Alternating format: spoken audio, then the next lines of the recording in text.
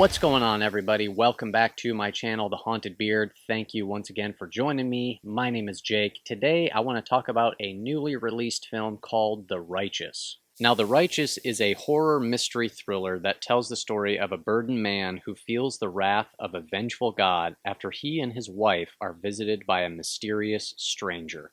So this is the feature film directorial debut of Mark O'Brien. Not only did he direct the film, but he also wrote it as well, and he serves as one of the main characters in it as well. And I think it's a pretty impressive effort overall. The first thing that really grabbed my attention is just the visual presentation. It's filmed in black and white, and I love black and white. The visuals here are just beautiful, just some really gorgeous shots. He's just got just a real eye for staging a really pretty looking scene, and just some nice lighting and some cool shots with some silhouettes and just shadows and everything. It's just got a real nice visual presentation to it. I think this is a really solid creative choice, as the black and white really contributes to just a nice atmosphere in the movie. This is a film that has quite a bit of religious themes running throughout it, and I think the black and white kind of contributes to that, as there's some just themes of morality and good and evil and sin and forgiveness. And so I think the black and white was a solid choice, and the film just looks really great. This is a pretty small film in scope, as really the principal cast is only about 6 actors, with really only 3 of them being featured predominantly throughout it. It also predominantly takes place just in one location as well. It could be presented as like a stage play, and so it really puts the actors and the characters in the spotlight and front and center, and really gives them some good scenes to really shine. And the performances here are really solid, as are the characters.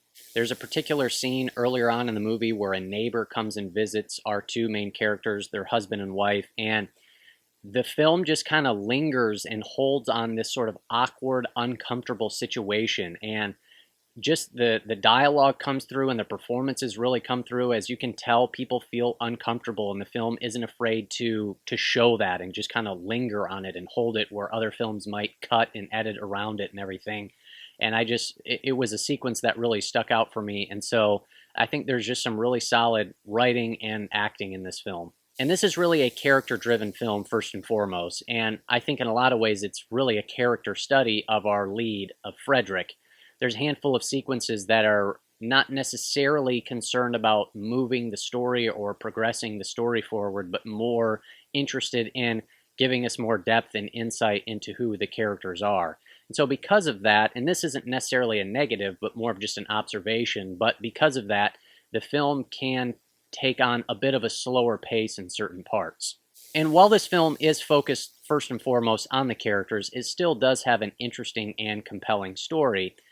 And it's really about sort of the underlying themes than it is exactly on what's happening at a surface level. And there's some really complex and interesting themes going on in this movie, as it's really has a lot to do with religious themes of prayer and penitence and punishment and sins and forgiveness and grief and loss. And there's just a whole lot there. And I always find religious horror and those themes to be pretty interesting and compelling, and they're just thought-provoking, and there's just some interesting questions that the film asks about prayer and just different religious ideas that I think is interesting and, as I said, thought-provoking. And so I think it makes for a pretty rewarding watch overall. Now, it did take me a little while, I think, to kind of figure out what exactly the film was going for. And there is this overall kind of element of mystery there, as the stranger shows up to this house, and you're not exactly sure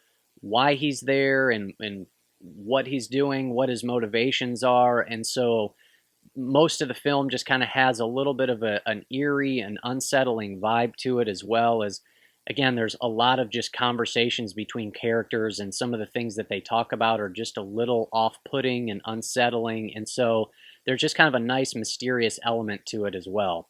Now, regarding how it handles these themes, I did find myself getting a little bit confused and unclear as far as what they were going for a couple points in the film, as I didn't quite connect all the dots, and I wasn't exactly sure sort of what point they were trying to make. So it did lead to a little bit of confusion. However, I do think they bring it together and connected together pretty well in the end. I'm curious on a rewatch to see how it will hold up. Now knowing what I know and knowing how the film ends, going back and rewatching and kind of seeing if I can kind of piece together some of those things a little bit more. So, look, I appreciate the film's ambition. I think for a directorial debut, this is a pretty solid effort. Mark O'Brien has shown that he's really got a nice visual eye, and he can direct some solid performances and write, I think, a pretty solid script with some interesting themes. And so, overall, I had a pretty good time with this one. One of the highest compliments I can pay a movie is that it made me want to watch it again, and The Righteous did just that. So I'm interested in seeing how this thing holds up on a rewatch, but overall, had a pretty solid time with it, and I think there's a lot here to appreciate and admire. I think for an overall grade, I'm going to be at like a 7 out of 10, so I would recommend you check this one out. So thank you so much for watching. I greatly appreciate it. Hit me up down in the comments if you've seen this thing. I would love to know your thoughts. Also, if you like video content like this, that's all I do on my channel. It is all horror and thriller movie content. Hit that subscribe button. I would greatly appreciate that as well. So that's all I got for you. We'll see you next time on The Haunted Beard.